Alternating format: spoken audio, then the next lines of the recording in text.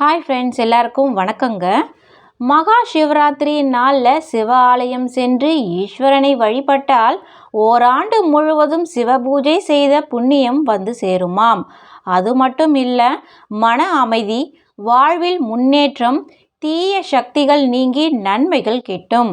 மாசி மாதம் தேய்பிறை சதுர்தசி திதியில் அம்பிகை சிவபெருமானை வழிபட்டதால் இந்த நாளில் மகா சிவராத்திரி கொண்டாடப்படுகிறது. இந்த ஆண்டு மகா சிவராத்திரி விழா மார்ச் 8ஆம் தேதி கொண்டாடப்பட இருக்கிறது. அன்றைய தினம் இரவு 8:20 மணிக்கு துவங்கி மார்ச் 9ஆம் தேதி மாலை 6 மணி வரை சதுர்தசி திதி இருக்கிறதுனால மார்ச் 8ஆம் தேதி இரவு 8:30 மணிக்கு பிறகே சிவராத்திரி பூஜையை துவங்கலாம் அப்படின்னு சொல்கிறாங்க. சிவராத்திரியில் முழு விரதம் கடைபிடித்தால் சிவபெருமான் மகிழ்ச்சியையும் வாழ்வில் முன்னேற்றத்தையும் அளிப்பார் என்பது நம்பிக்கை.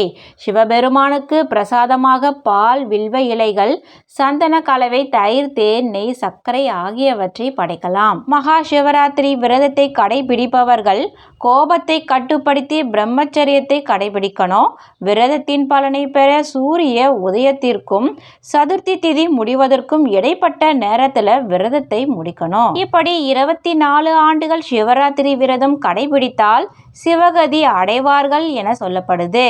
அவர்களின் 7 தலைமுறைகளும் பாக்கியம் பெற்று முக்தி அடைவதாக புராணங்களும் சொல்லுகின்றன. இவ்வாறு சிவராத்திரி நாளில் முழு விரதம் இருக்க முடியாதவர்கள் ஒவ்வொரு ஜாம பூஜையை முடித்த பிறகும் தண்ணீர், பால், பழங்கள் சாப்பிடலாம்.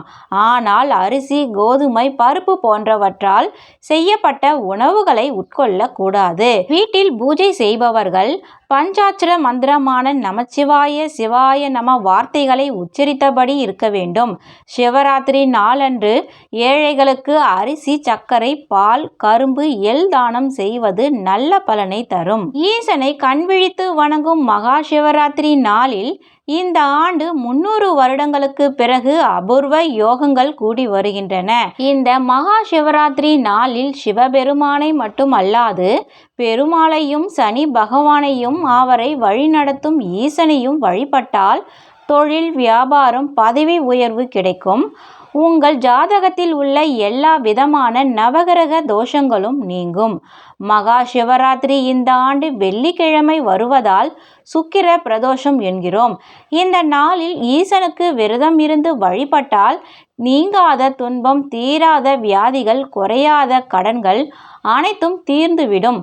குடும்ப ஒற்றுமை மேலோக்கி வாழ்வில் இனிமையும் மகிழ்ச்சியும் நீடிக்கும் என்கின்றனர் ஜோதிட நூல்கள். 5 யோகங்களும் ஒன்று கூடும் இந்த அபூர்வ மகா சிவராத்திரி நாளில் சிவ வழிபாடு செய்ய தவறிடாதீங்க. சிவபெருமானுக்கு பிரியமானது வில்வம்தான். ஒரு வில்வத்தினால் பூஜை செய்தால் அது 1,00,000 ஸ்வர்ண புஷ்பத்துக்கு சமமாம். 7 ஜென்ம பாவம் விலக ஒரு வில்வம் போதும். மகா சிவராத்திரி நாளில் சிவ ஆலயத்திற்கு வில்வம் வாங்கி தர மறக்காதீங்க.